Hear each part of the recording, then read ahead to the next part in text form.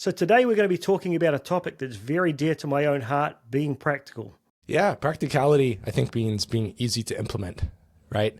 And can be so much talk and energy around strategy and what's the right way forward. But at the end of the day, it doesn't matter unless it can be executed and generate results and meaningful return on investment. So how do you do that is by making sure things are practical, step by step. Do this, do that.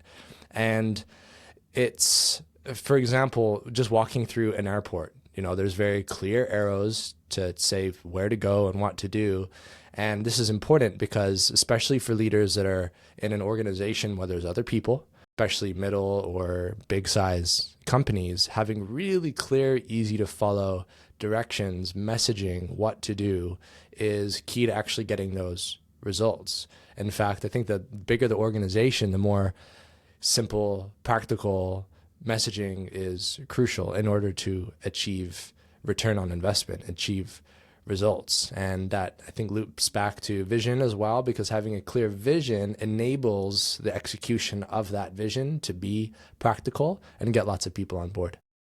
Yeah, it's interesting. There's so many key tidbits within that little opening statement I'd love to dig into. I think when we talk about practical, there's different kinds of things you can visualize. I think there's practical communication, there's practical structures and so forth.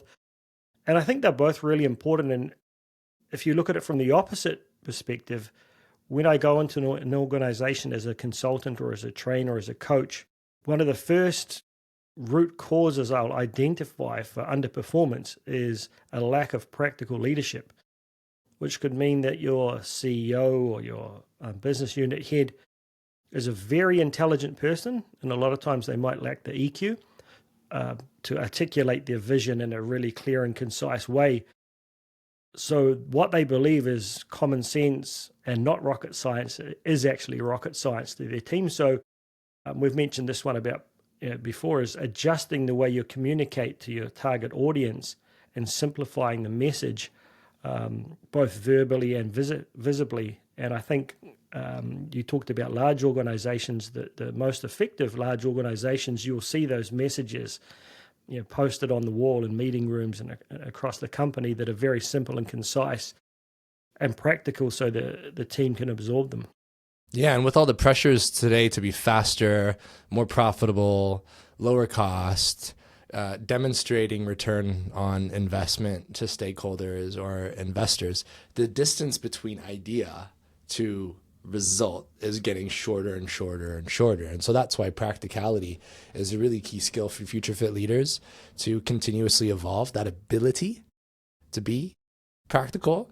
And something I've learned a lot from is just participating in courses of various kinds. I'll give you an example. During COVID, I decided to get a fitness coach, and that fitness coach took me through what my goals were and simple steps I could follow every single day to achieve those goals, even though I didn't know what on earth I was doing when I was walking into the gym. But he helped me to create a routine that was practical and doable. And guess what? One day after another, 365 days, back to back, following practical instructions, I saw a physical transformation, the body recomposition, and was able to put into practice the skills and knowledge that I was learning from my fitness coach, and even an evening meditation routine he threw in there at one point. All I have to do is follow it. So practicality really gets me passionate, because imagine what we can do when we take a grand vision for what we want something to look like, whether that's our body or the business. And then we can work backwards from that into practical steps that you can follow, a team can follow in order to achieve that result. Amazing things can happen. Again, I think a lot of this comes back down to one of the key topics we talked about in a previous episode, is about a very clear and concise success vision. And not assuming just because it's clear and concise and it's important to you that it will be for those people you're trying to lead. Is so understanding what success would look like and what it would mean for the person you're asking to follow your direction or to make a change, and helping them understand what's in it for them is one of the key examples for me of being practical, because the company's success does not automatically translate to me being happier. as an average employee. I might just think that means more work for me, or it means more money for the shareholders. So a great example of a leader I've worked with who made that shift is when we launched a training and coaching program, is he created a very practical vision for why it was necessary. And he linked it back to the company wanting to achieve 5% growth. And the team thought that was impossible. We're in a flat market. We've got a huge share. We're sitting on about 3. There's no way we're ever getting to 5. That's unrealistic. But when we kicked off the training, the very first session we did with the leaders and then with the field team is he explained to them the context of 5% and why that was a number they were looking for. That was, one, they wanted to continue to invest in innovation and be a market leader, and costs were continuing to increase. So in order to do that, they had to meet inflation and so forth. But he also said, we want to invest in you guys. We want to be able to pay you more. We want to be able to invest in training and development opportunities like this. And again, as our daily costs increase, we need to make more profit to be able to continue to do that. And all of a sudden, the team will, oh, he's thinking about us. There's a reason and a logical, practical calculation behind this 5%. And the net result was, I think we got 6.5%. And people couldn't really comprehend how they were able to do that. And it all started with a practical message that the team could empathize with. Yeah, and it's amazing how data can help us be more practical. I heard a president of a company, a big pharmaceutical company once, talk about how he was struggling to convince the sales org that their sales targets were achievable. But he looked into data. He brought out data, and the data told a story that, hey, there's a missed opportunity here. And that opened the eyes of the sales organization, got them inspired, got them calibrated, got them motivated. And as a result, they saw meaningful progress towards that within weeks. So I think numbers can play a large part into separating emotion and hype from what's actually doable, and then creating a logical plan that gets you from A to B and achieve that ROI. And I think that the practical way that you can actually turn those numbers into reality is by getting hands-on.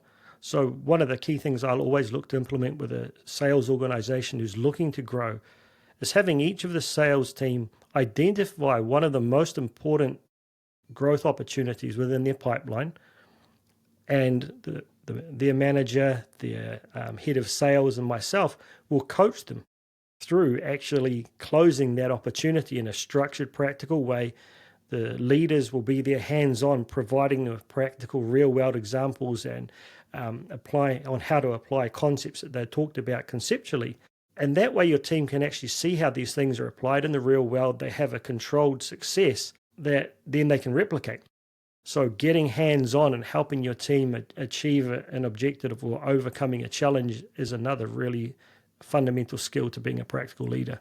Yeah, and so we always like to give an example or a takeaway that people can apply from watching this. And perhaps one for this episode today is goal setting to the now. Because like the example I shared of the big pharma president, you don't have to be in a huge leadership role to be practicing these skills. In fact, anyone who's an individual contributor or even running their own business as an independent consultant or whatever can practice this. And it's so key for future leaders to be fit to lead in whatever circumstance. Goal setting to the now. So if you think of one long-term idealistic goal that you want to achieve. I learned this, by the way, from a book called The One Thing, and that gives a very practical way to goal set to the now. And essentially the message of the book is working backwards from that long-term goal. What is that forever goal? What is the 5-year milestone, 1 year, 3 months, a month, a week, etc.? You can take that to any level of detail you want. You don't have to go into every single one of those layers. But the key thing is asking yourself the question, what is the one thing I can do right now such that by doing will make everything else easier or unnecessary? It's so easy to write a list of 10 items to do, and then we feel overwhelmed and clogged, and we get stuck and get distracted because we're more interested in something that's easier. But for me, that practical way of goal setting has been a really powerful daily practice to really move the needle. So let's take sales for an example. You don't need to bring in X amount of sales by X amount of date. Working backwards from that, what do I have that's closest to a sale? And what's the one thing I can do today, right now, that is going to make everything else easier or unnecessary? And it often becomes a very simple action that needs to be done. But the act of doing that is so profound to creating a leap, a stride forward toward that long-term goal. And when done consistently for even just a month, once a day, can be life-changing. And I mean that because I've witnessed that firsthand in my life and lives of others around me. So I would encourage everyone to, if you haven't already, think about one goal you're trying to achieve, work backwards to today and think, what's one thing I can do such that by doing that would make everything else easier or unnecessary, and do that right away. And I guess the tip that pops into my mind as I listen to that story is, if I do this, what would happen? If I don't, what would happen? And thinking about, the return on your effort and investment, and to find the time to do the things you've talked about is in our daily work or our daily life. We're doing so many things that we've just done out of habit. And if we stop doing, what's the worst thing that would happen? And often you'll find if you actually challenge yourself to stop some of these unproductive things you're doing in your life just for a couple of days and realize that the world doesn't fall down, you can actually create the time to sit down and create a success vision and work back, rather than just thinking, I'd love to do that, but I don't have time. So thinking to yourself, if I do this, what happens? If I don't, what happens? If I reply to this email now, what happens? If I don't reply to it and I wait for half an hour until I've calmed down, and I do it. Prioritization, little skills like that will help you create the time to implement these ideas we've given you. So I think there's some great nuggets in there. We talked about clear success visions, having clear goals that you can work back from, breaking them down into clear and concise, controllable milestones. We've talked about adjusting your communication style if you're a leader to something that other people can understand and empathize with, and particularly thinking about what's in it for me. For yourself, if you're the one trying to make the change or do something new, or your team members, if you're a leader, not just from your own or the company's perspective. As always, we'd love to get your guys' feedback. If you've got to come up with a goal and you're trying to break it down and you're struggling, or you're still trying to find a methodology to better come up with the goal, hit us up with the questions in the comments or contact us directly through LinkedIn or our websites, and we'd just happily include some of your real-world challenges in our content. Yes, we want to hear from you. We want to know what you're taking away from these conversations so we can give you more value. So if you can type down below in the comments, what's one thing that you've taken away from today's episode that you're looking forward to implement? What would that be? Comment below. We'd love to hear from you, and we'll see you in the next episode. Thanks, guys. We look forward to seeing you next time on Future Fit Leaders.